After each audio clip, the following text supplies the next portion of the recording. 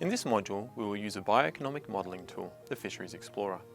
Using this interactive tool, you will explore some of the key concepts discussed in previous modules.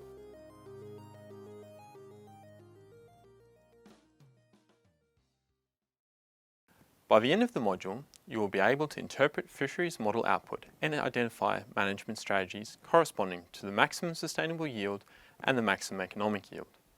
You will also have an understanding of a range of factors that influence these management strategies. Let's get started.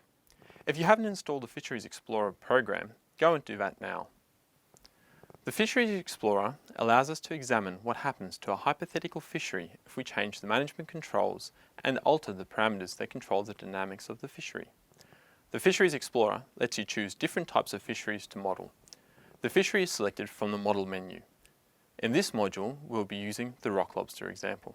The rock lobster example is based on a hypothetical output-controlled trap fishery. In this fishery, effort is measured in pot lifts, the number of times a pot is set and recovered. Similarly, the catch rate or catch per unit effort is measured in kilograms per pot lift.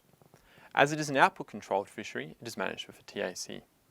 We begin by considering the static equilibrium. This corresponds to the long-term average outcomes of the fishery. This is how the Fisheries Explorer looks when it is first opened. The x-axis corresponds to the different choices for the output control. The y-axis shows different attributes of the fishery. Initially, this shows the biomass and CPUE. For example, if a TAC of 1,000 tonnes is applied, in the long run, the biomass will equilibrate to approximately 5,500 tonnes, and the annual catch will be 1,000 tonnes. Other variables can be plotted by selecting the corresponding checkbox in the right-hand panel. For example, select revenue. This is the value of the annual catch. Revenue is measured in millions of dollars. Hence, selecting revenue has brought up a new axis. Note that the colour of the line always indicates the corresponding axis. Now it's your turn to work through the questions in the worksheet.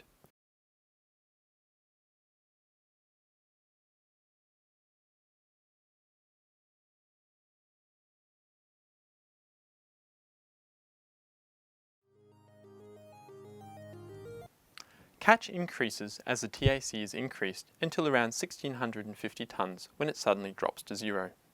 The biomass decreases as the TAC is increased until it also drops to zero at a TAC of around 1,650 tonnes. At this point, the TAC has been set too high, and continuously catching the TAC would result in the collapse of the fishery. A TAC just less than this results in the maximum catch being taken, and this is termed the maximum sustainable yield, or MSY.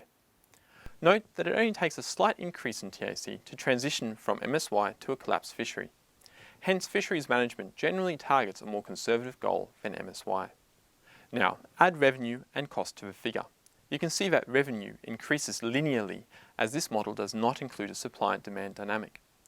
Cost, on the other hand, increases sharply.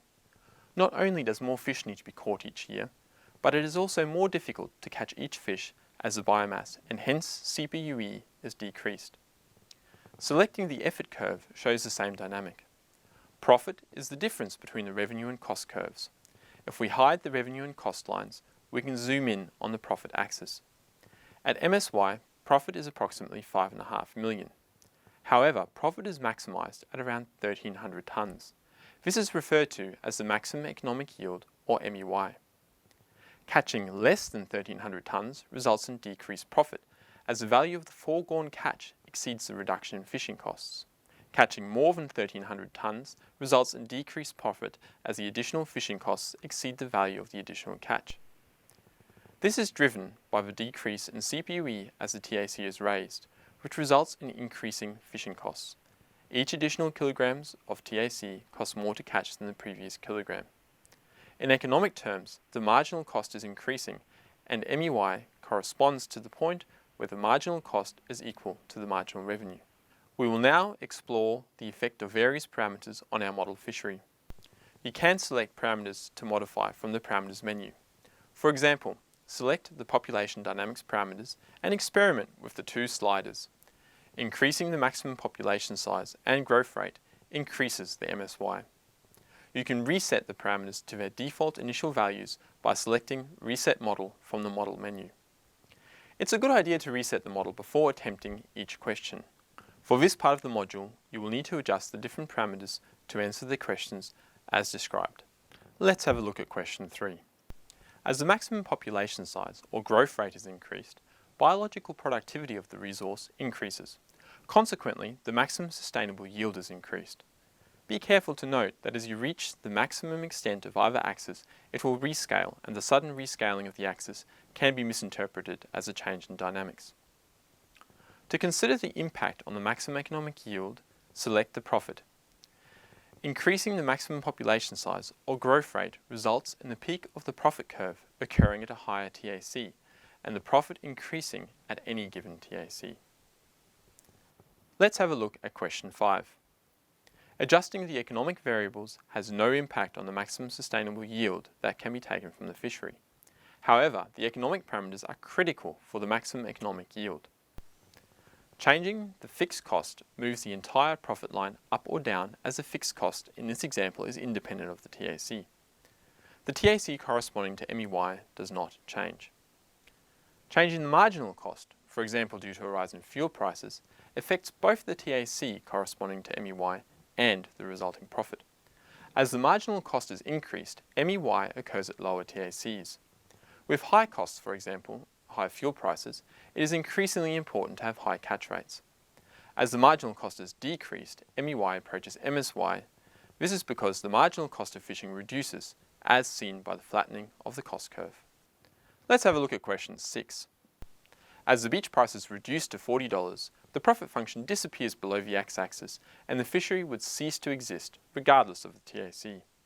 There is no way to profit from this fishery under these economic circumstances. Let's have a look at question 7. The fleet resize rate allows the number of vessels operating in the fishery to change.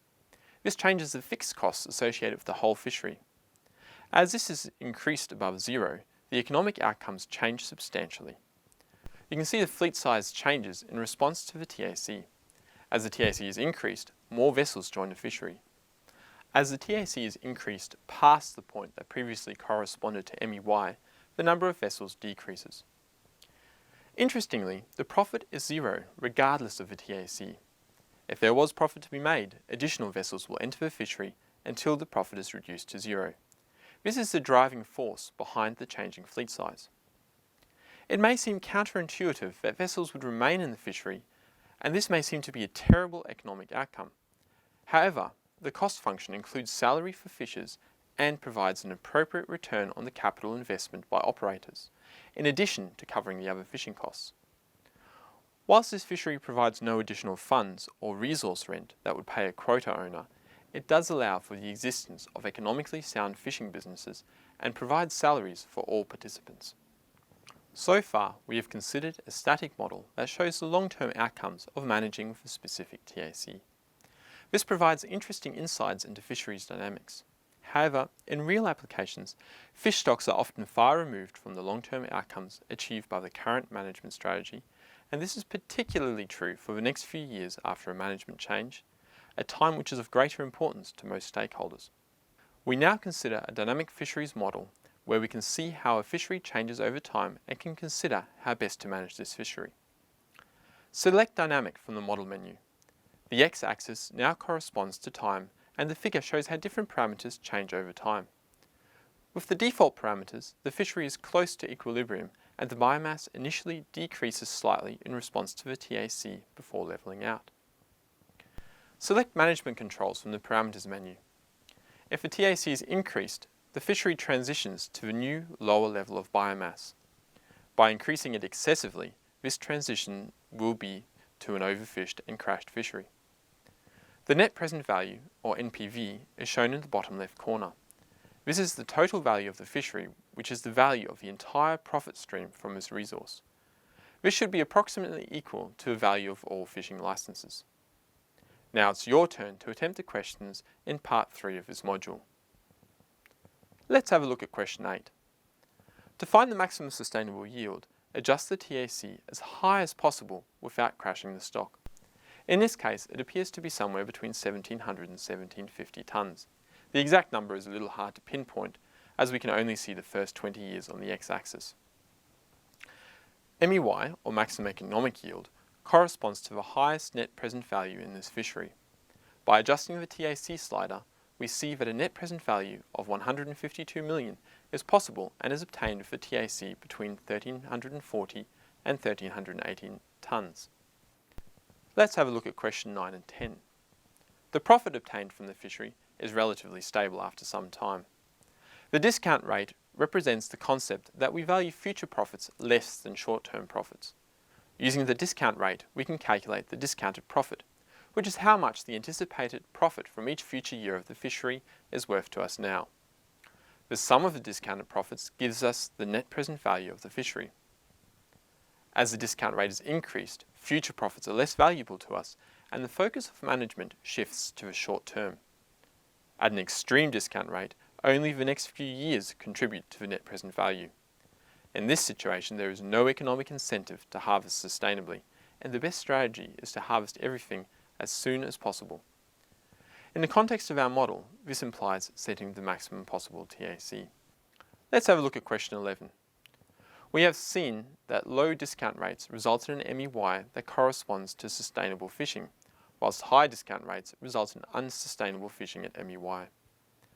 With a discount rate of 0.5, the TAC corresponding to MEY is around 1,750 tonnes, which is again unsustainable. If we lower the discount rate to 0.4, we achieve MEY with a TAC of around 1,600 tonnes, which is sustainable. Discount rates this high are never used in fisheries management, and almost universally the discount rates used would result in sustainable fishing if MEY is targeted.